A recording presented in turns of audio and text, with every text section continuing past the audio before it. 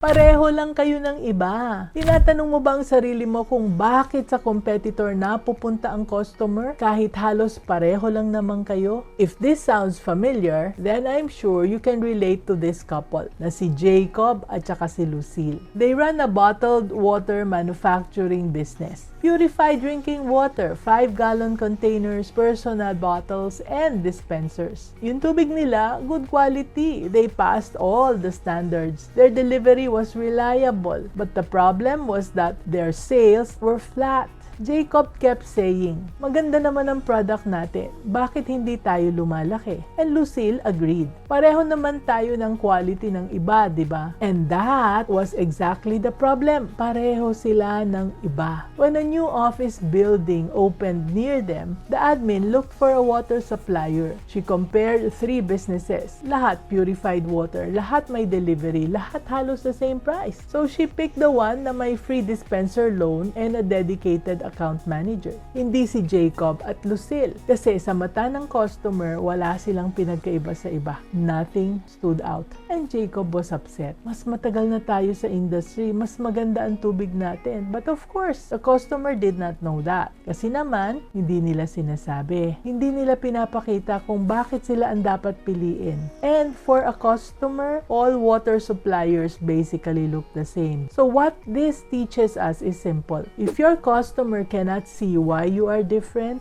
then to them, you are just the same as everyone else. And when you're the same, they will pick whoever is cheapest or nearest. Hindi dahil hindi ka magaling, kundi dahil hindi nila nakita ang galing mo. So think about it. Kaya tandaan, dapat maging business-minded Pinoy.